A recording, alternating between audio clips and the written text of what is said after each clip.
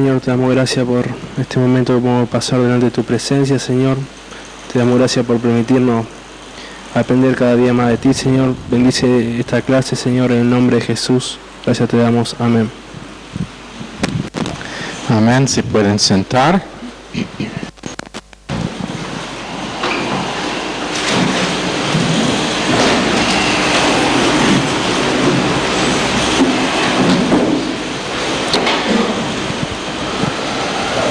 Romanos capítulo 1. Como eso es una gran sorpresa, ¿no? Esta noche, alumnos,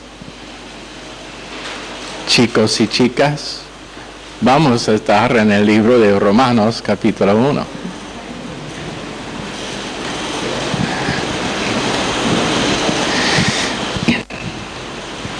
Pablo, siervo de Cristo Jesús, llamado a ser apóstol, apartado para anunciar el Evangelio de Dios, que por medio de sus profetas ya había prometido en las Sagradas Escrituras.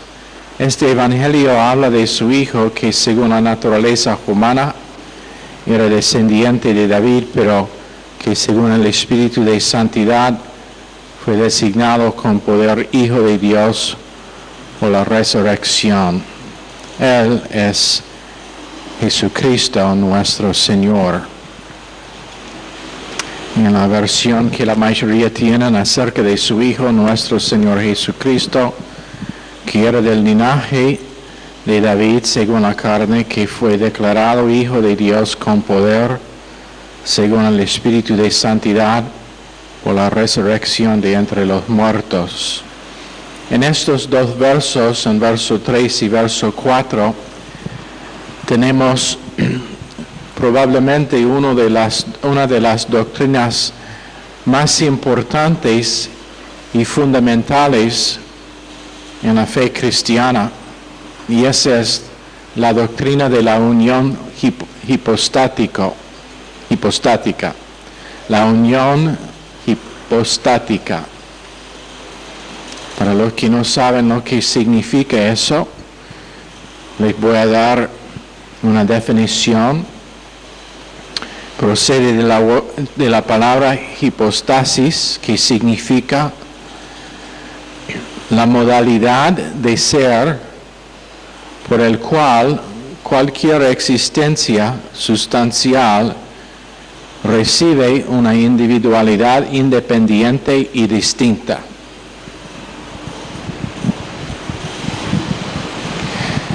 ¿Quieren que repito? La mayoría todavía están en la palabra modalidad. La modalidad la modalidad de ser por el cual cualquier existencia sustancial recibe una individualidad independiente y distinta. Ahora, yo sé que aún habiendo dado esa definición, para la mayoría eso significa absolutamente nada. Y unos están pensando, no nos da todas estas cosas difíciles, solamente hable a nosotros las historias lindas de la Biblia. Pero por eso es instituto bíblico, no es escuelita dominical. Si quiere escuelita dominical, Flavia va a estar empezando una en su casa todos los sábados para los chicos allá y para algunos de los chicos que están en esta clase. Pero la unión hipostática significa que aunque era 100% Dios, también era 100% hombre. Y siendo 100% hombre, no fue en ninguna manera limitada en su divinidad o en ser Dios.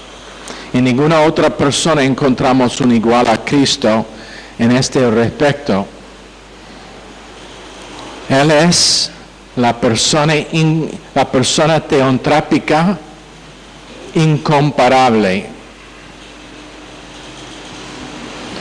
Él es la persona teontrápica incomparable. Y ahora todos me están mirando, pastor, ¿qué significa teontrápica?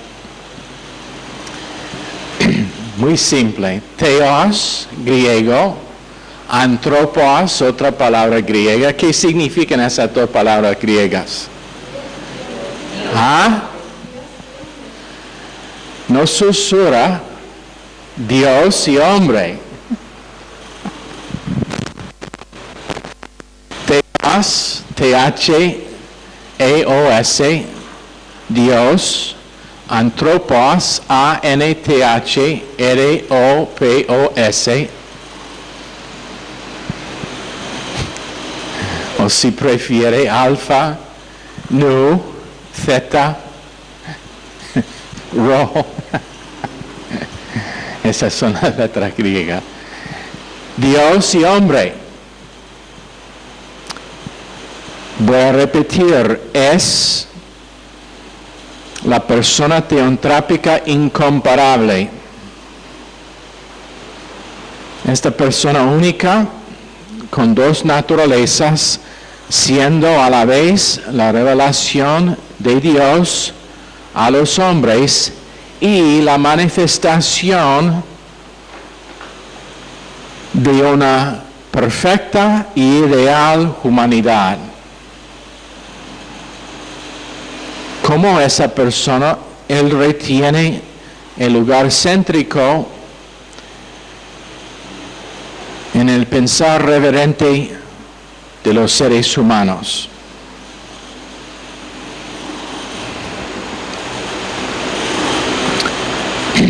¿Por qué es esto importante? Bueno, vamos a ir viendo por qué es importante, pero es una de las cosas que menos que entendamos la unión hipostática como básico a la persona de Cristo, su obra realmente no vale. Por ejemplo, maestro moderno, maestro, ¿cómo decir? Apóstata, te ha hecho la pregunta, ¿crees que Jesús es el Hijo de Dios?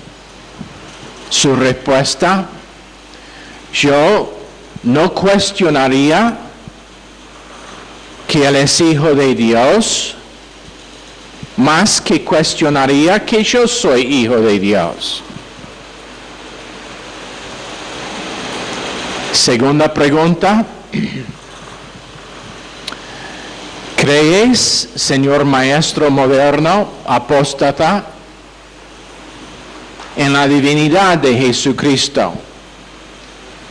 Yo creo, no cuestionaría, no dudaría la divinidad de Jesús, porque no dudo la divinidad mía.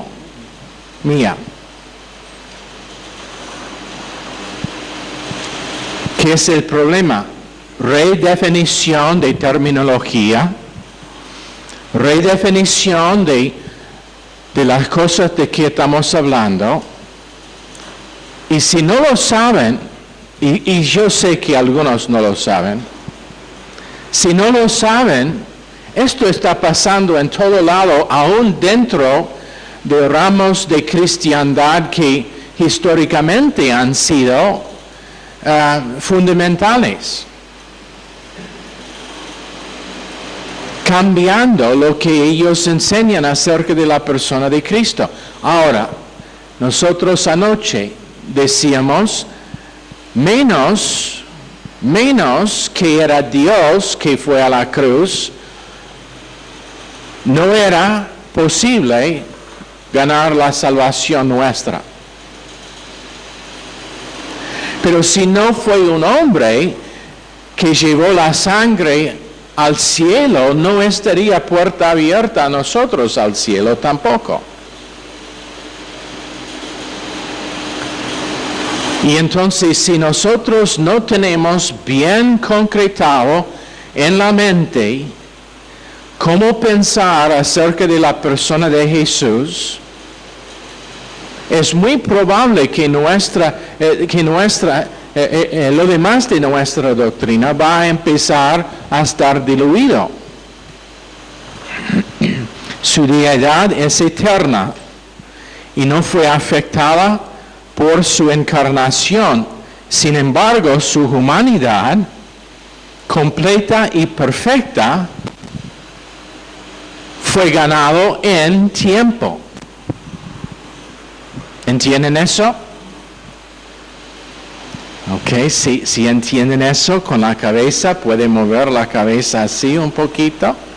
Y si no, así un poquito. Ahora, ¿entienden lo que recién dije? Ok, voy a repetir. Su deidad es eterna. No tiene momento de empezar, no tiene momento de terminar. Dios es eterno. Pero su humanidad, Él ganó en tiempo por medio de la encarnación, o Él recibió. Y esa humanidad es una humanidad perfecta y completa, pero es algo que Él no tenía antes de la encarnación. Su deidad Jesucristo siempre ha tenido, pero solamente fue por medio de la encarnación que Él recibió humanidad. Para que Él podría identificar con nosotros, Él podría ser el sustituto requerido por Dios. Si no fue un hombre que fue a la cruz, todavía estaríamos dando los sacrificios en el templo de Jerusalén para cubrir pecado, porque Dios no estaría satisfecho con el cordero final. ¿Lo entienden? La demanda de Dios fue sangre humana, por eso todos los animales ofrecidos, y literalmente hemos enseñado antes, literalmente tanto de ellos que ellos tenían una cañería instalada en Jerusalén especial para conducir toda la sangre del templo que corría día y noche, para que corría afuera de la ciudad, de todos los animales.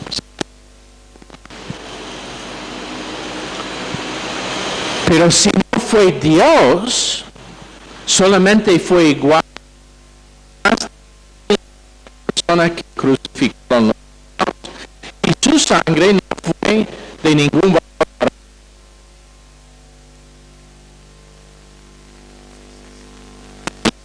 Tenemos esta es la primera cosa a lo cual dirige Pablo, pero ¿por qué?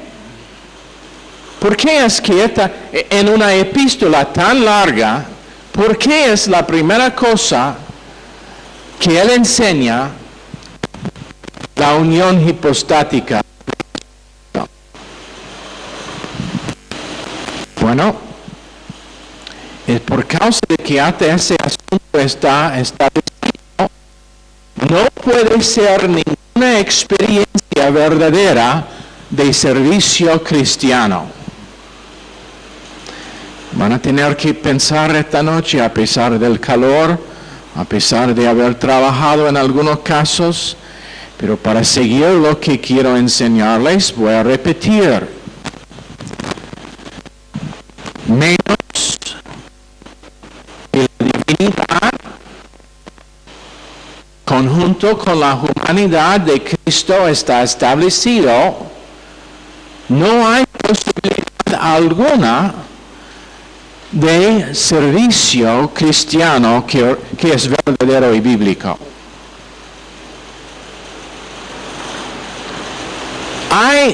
Y lo van a escuchar,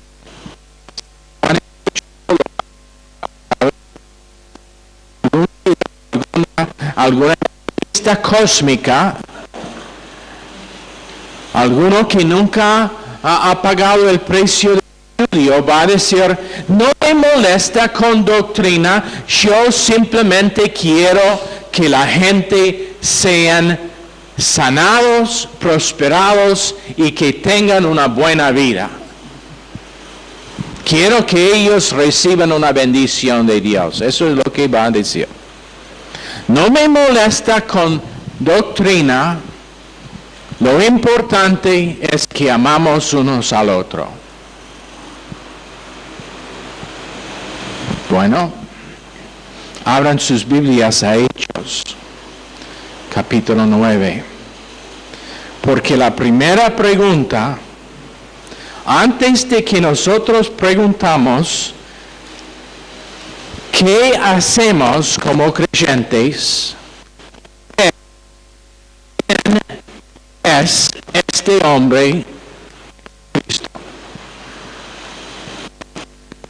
Hechos capítulo 1, verso 1. Mientras tanto, Saulo, respirando aún amenazas de muerte contra los discípulos del Señor, se presentó al sumo sacerdote y le pidió cartas de extradición para las sinagogas de Damasco. Tenía la intención de encontrar y llevarse presos a Jerusalén a todos los que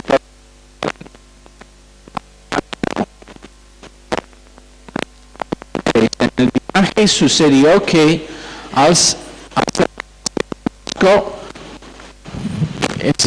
este micrófono está mal. El micrófono está grabando. ¿Cómo? Pero es problema del cable. Ok. Esta clase necesita estar grabado. Si hay otro micrófono, téngalo preparado, por favor. En el viaje sucedió que al acercarse a Damasco, una luz del cielo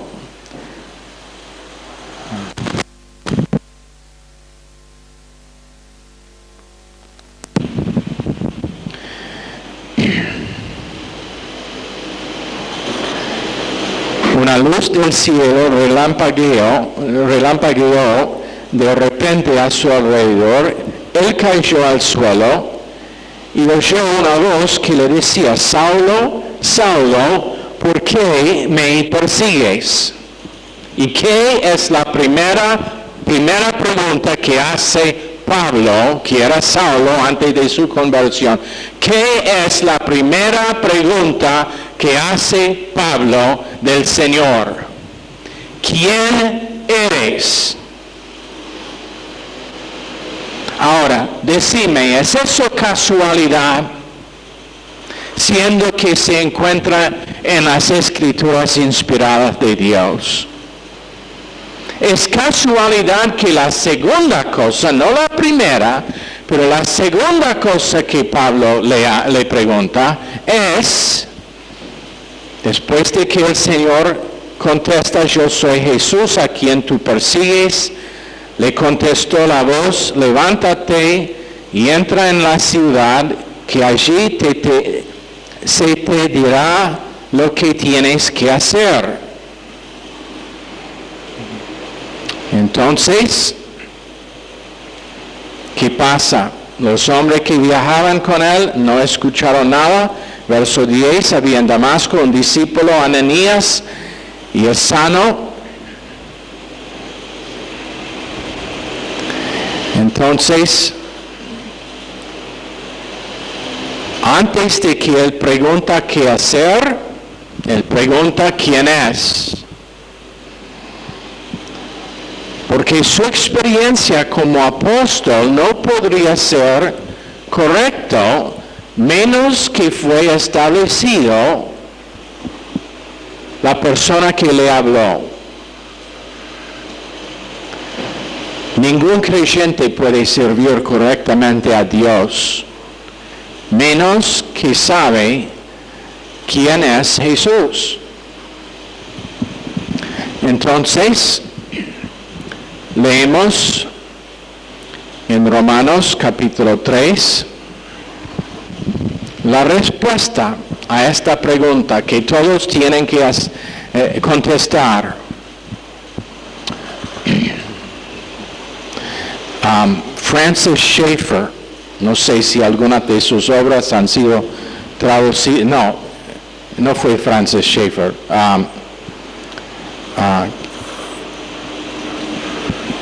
¿Quién fue el ateo que se convirtió autor?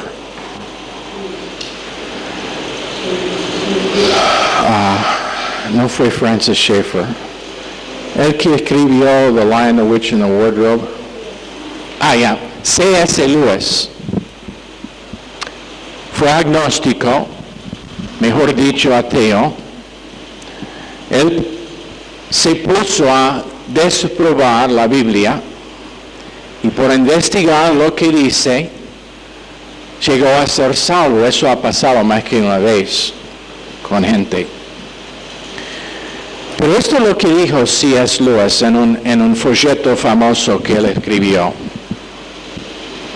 La cosa que no puede, o la pregunta que todos tienen que contestar es: ¿quién es Jesús? Si nosotros investigamos las posibilidades, tenemos que concluir o fue quien dijo que era Dios mismo, o fue absolutamente loco. Fue absolutamente loco. Y esto es el porqué. No podemos solamente decir que fue un buen hombre o un profeta o uno que tenía más sabiduría que los demás, por lo siguiente: por los milagros que hizo y por el nivel de los milagros, la enseñanza que tenía, y el hecho de que fue crucificado por profesar ser Dios mismo. Eso fue el motivo para fue crucificado. Tenía que o ser Dios, la persona que dijo que era, o loco. Porque si él fue a la cruz sabiendo que no era Dios, y eso fue el motivo para que fue crucificado, si él fue a la cruz sabiendo que no era Dios y fue crucificado, tendría que ser absolutamente loco, porque él estuvo viviendo una mentira. Y seguía en esa mentira hasta el fin. Ninguna persona mienta cuando es al punto de morir. Entonces, si él fue a la cruz sabiendo que no era Dios, tenía que ser loco. Pero locura no es constante con el nivel de enseñanza que dio. Lo que él enseñó y los principios que comunicaba fueron los principios de un hombre sabio, recto, justo, y no uno que mentía. Entonces, C.S. Lewis dijo: todos tienen que llegar a una conclusión acerca de quién es Cristo, y no puede decir que era solamente un buen hombre. Porque si fue un buen hombre, ¿qué fue el motivo para que fue crucificado? Las Escrituras dicen claramente: fue por causa de su profesión de ser Dios. Ahora, pero en versos 3 y 4 tenemos la respuesta de quién es Jesús. Verso 3, este evangelio habla de su Hijo, que según la naturaleza humana era descendiente de David. Esa es mala traducción. La traducción que tienen ustedes en la Reina Valera también no es buena. Lo que debe decir es que fue hecho hijo de Dios o que fue nacido, hijo de David o fue nacido hijo de David. Era descendiente no da suficiente énfasis. Pero verso 4 después dice que fue declarado hijo de Dios. Entonces, nacido y declarado. Dos verbos que Dios usa para describir su propio hijo. Uno habla de su humanidad, fue nacido, como todo ser humano es nacido, pero fue declarado por Dios su hijo, que le hizo también divino y deidad. 3 veces Dios usa dos verbos en contraposición para dar definición a quién es su hijo. Y si no tenemos en claro la unión hipostática, es probable que Gálatas 1, capítulo 6, vamos a entrar en otro evangelio, o en 2 Corintios 11:4, si viene alguno predicando a otro Jesús que el que hemos predicado, o si recibís otro espíritu que el que habéis recibido, o otro evangelio que al que habéis aceptado, bien lo toleráis. Entonces, culpable de tener otro evangelio o otro Jesús. Satanás es experto en falsificación. Si él hizo billetes de 20 falsos, aún el banco no podría decir la diferencia.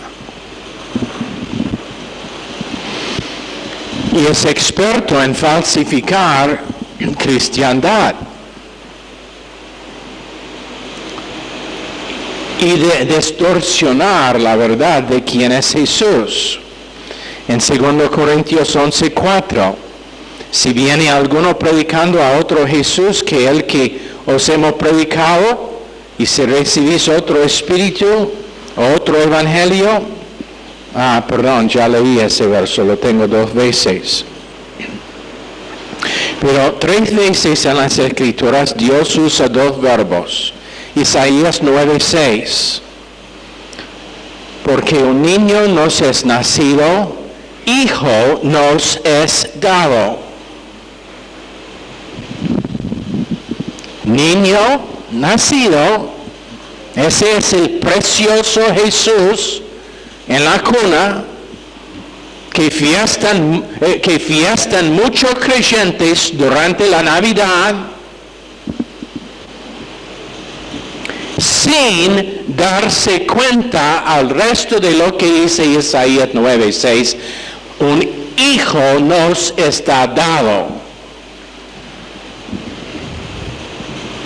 Navidad realmente debe ser una fiesta que celebra la encarnación de Dios por el propósito de morir. Pero todo el mundo quiere hacer gran cosa del precioso niño Jesús, el infante Jesús. Yo amo a los chicos, pero cuando estamos hablando de la unión hipostática de Jesucristo, siendo ser humano y siendo Dios, debemos asegurar que no estamos persuadidos por el espíritu de la era. Gálatas 4:4. Cuando vino el cumplimiento del tiempo, Dios envió a su Hijo, nacido de mujer, envió su Hijo nacido de mujer. Envió a su Hijo, divinidad, nacido de mujer, humanidad. Esto no es algo nuevo. Esto no es algo limitado al Nuevo Testamento.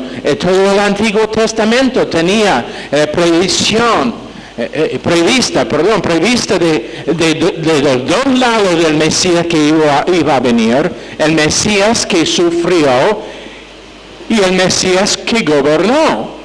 Pero ¿qué era el problema? Por ejemplo, tenemos en Génesis 3:15 que dice que Jesús herirá la cabeza de Satanás y Satanás herirá el calcañar de Jesús. Pero ¿quién era ese hombre profetizado? ¿Simiente de quién? De la mujer. ¿Dónde estuvo Adán en esa ecuación? No está allá. ¿Sabe por qué? Porque Dios estuvo profetizando el nacimiento de virgen de Jesucristo.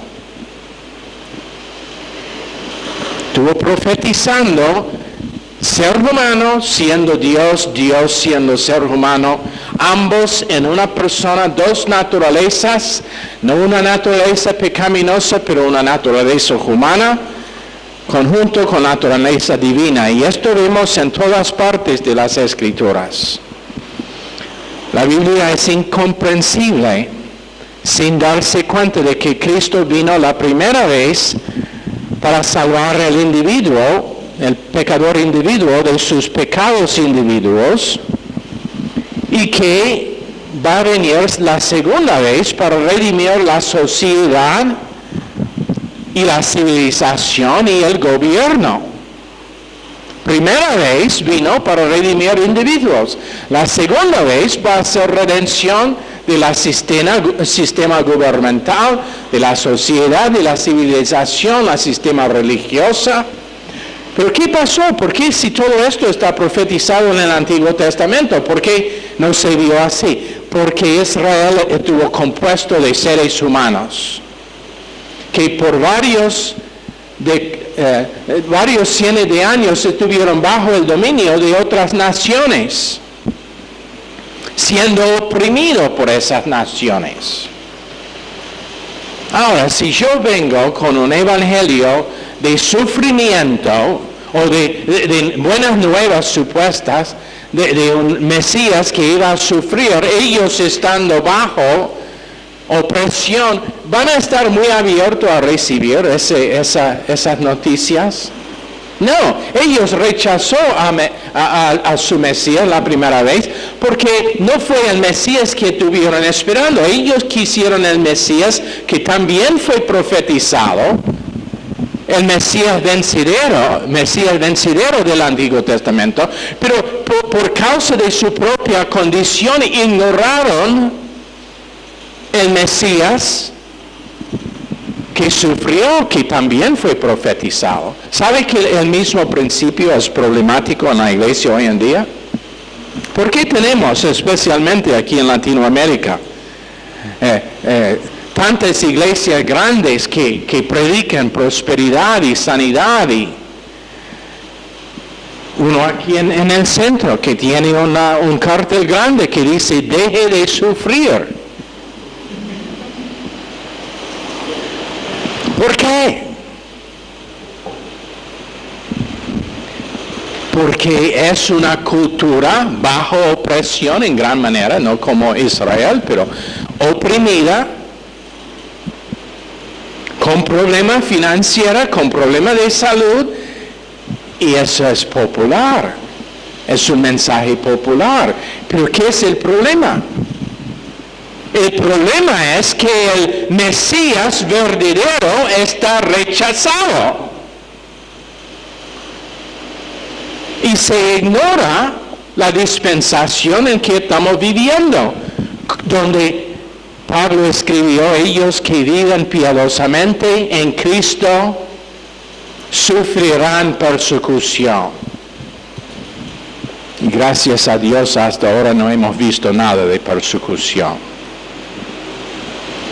Persecución es cuando entran hombres por la puerta con armas y dicen, si no quieren morir, salgan ahora. Y nunca vuelven a ninguna iglesia cristiana. O simplemente entran y empiezan a disparar. Esa es persecución.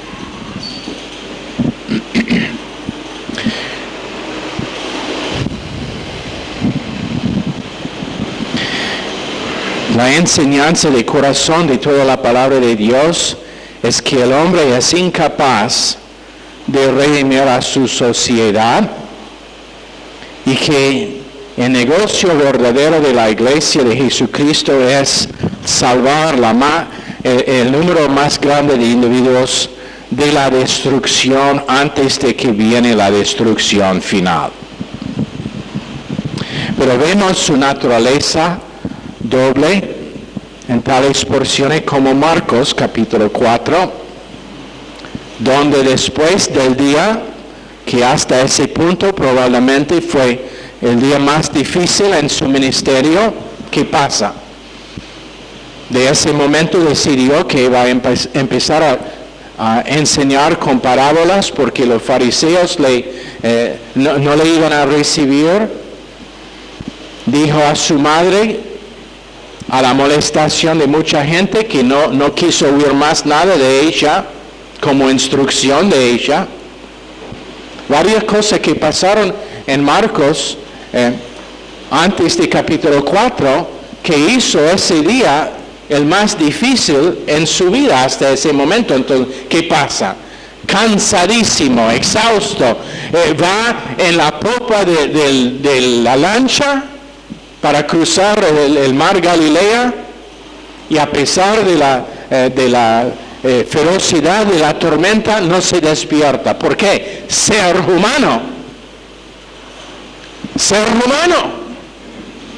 descansadísimo. Y aún la tormenta no le podría despertar. Pero cuando finalmente los discípulos, con su ansiedad, podría despertarlo, ¿qué hizo? Se puso de pie y dijo, ¡cállate! Fin de la tormenta, fin del viento, fin de las olas. Divinidad. Las dos naturalezas en una sola persona. Uno no está diluido por el otro, ambos activos, aunque por el propósito de su ministerio humano no se aprovechó de su divinidad, fue limitado, pero todavía esa naturaleza tenía.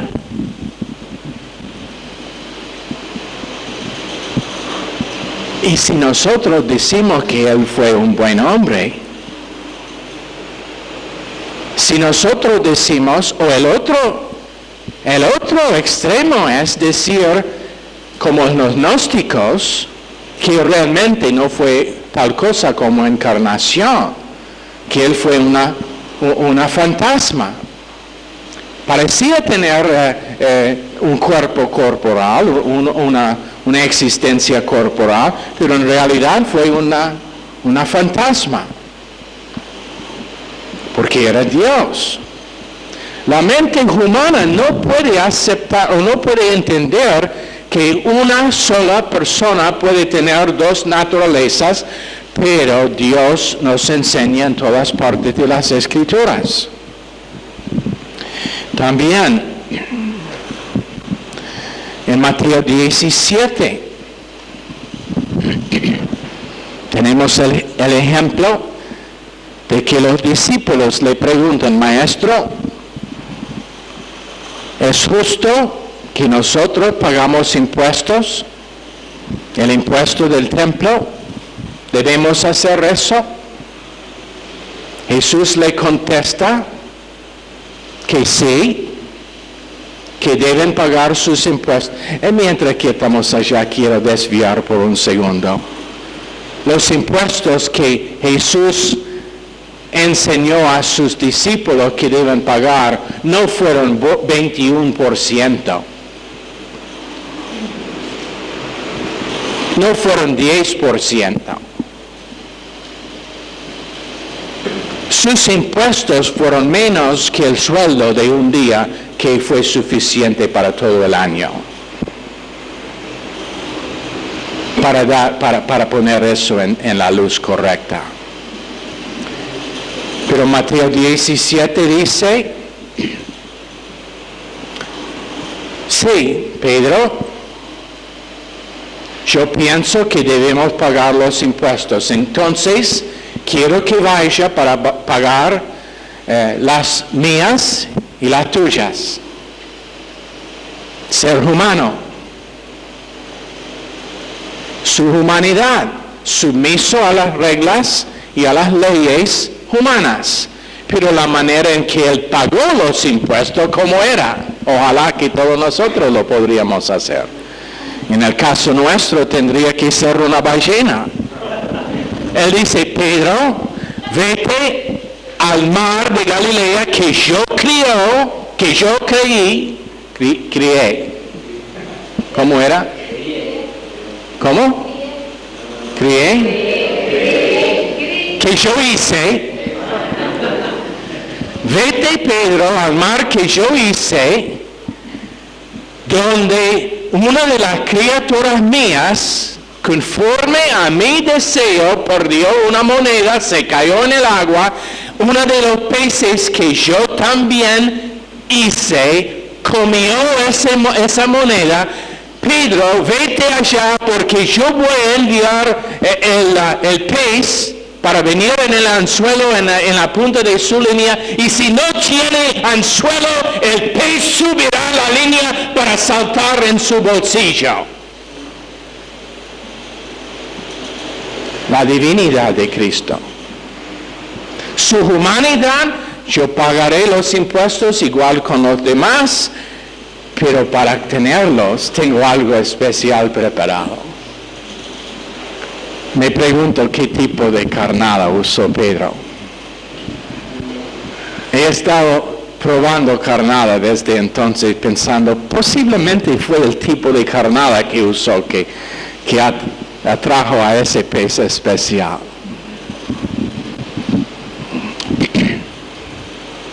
Pero aún no puedo pescar dorados. Eso es un juego de palabras, si no saben. La moneda en la boca, dorado, ¿lo entienden? Vean cuán listo es su pastor a hacer esa conexión entre...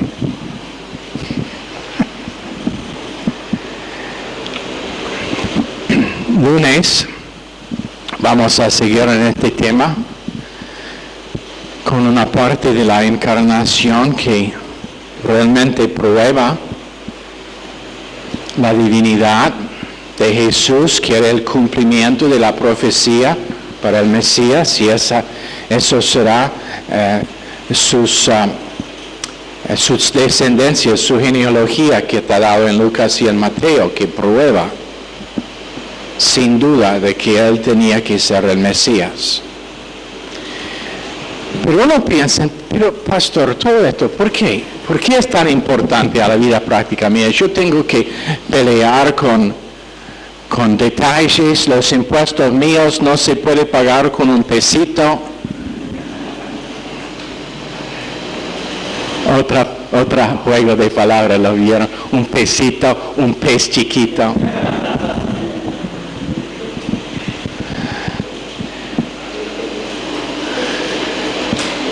Tengo problemas en todo lado. ¿Qué tiene que ver conmigo? Esto es lo que tiene que ver con nosotros. Jesús no es el único que tenía doble naturaleza. Por causa de la cruz de Calvario, el creyente tiene una naturaleza doble. La naturaleza pecaminosa, que tiene su poder y fuerza cortada, y la naturaleza de Cristo mismo que mora ahora dentro del creyente.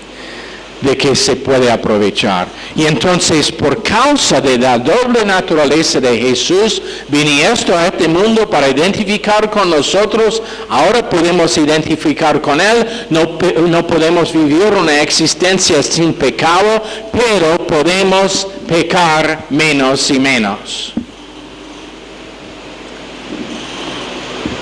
Podemos tener una provisión que es una provisión divina.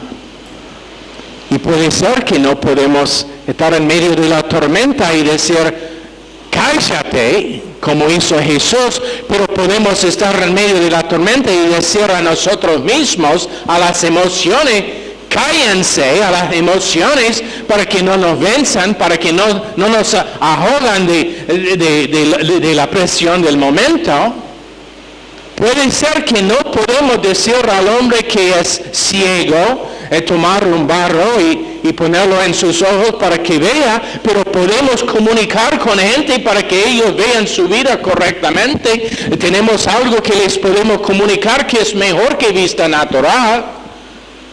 Puede ser que no podemos levantar de los muertos la viuda de Naín como hizo Jesús por causa de su doble naturaleza, pero podemos levantar de los muertos los que están espiritualmente muertos y darles una vida resucitada por medio de Jesús.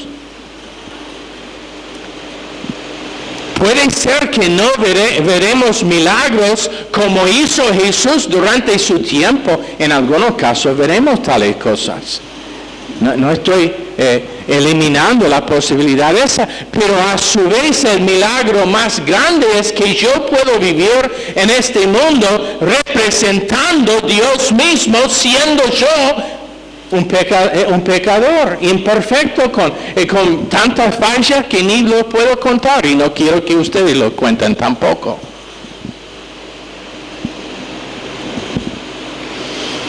¿Lo entienden? Menos que nosotros entendemos que Cristo es Dios y hombre, suficiente para ser el único medidor entre nosotros y Dios, realmente no vamos a aprovecharse de esa mediación. Y entonces quiero que esto sea bien establecido en las mentes de todos nosotros, porque realmente afecta cómo pensamos de nuestras vidas aquí en el mundo. ¿Qué es que decíamos acerca de Pablo? Antes de que preguntaba qué hacer, preguntaba quién eres. Y cuando nosotros empezamos a conocer quién es Jesús, no solamente históricamente, pero personalmente en las vidas nuestras, ahora nuestro ministerio personal, y cada persona tiene uno, está iluminado, está dado dirección, está dado definición y está hecho eficaz. Una de las cosas que necesitamos para la conferencia, estuve pensando en esto esta tarde y no sé si lo tenemos en la lista o no, pero necesitamos 4 o 5 personas, puede ser que no pueden involucrarse en ningún otro aspecto de la conferencia, pero necesitamos 4 o 5 personas que realmente son guerreros de oración, que se dedican a orar, si sea 15 minutos, 20 minutos, una media hora, una hora, 5 minutos, no importa la cantidad de tiempo, pero todos los días intercediendo por los detalles de la conferencia, porque garantizado que va a andar mal con todo el tiempo que tenemos para preparar, menos que esté bañado con oración, no va a llegar en nada. Entonces, si no han, o puede ser que ya lo han inscribido, pero comuníquense con Martín y Kelly y decirles, yo quiero ser uno de ellos, yo les prometo que voy a orar todos los días. Y después empieza a anotar las cosas precisas para que está orando. Ellos te van a pasar una lista que son específicamente para la conferencia. Jesús está a la diestra de su Padre intercediendo por nosotros, y por causa de que tenemos la naturaleza suya, nosotros también podemos interceder y saber que vamos a recibir resultados. Señor, bendice esta clase al corazón de cada persona en el nombre precioso de Jesús. Amén. Están despedidos.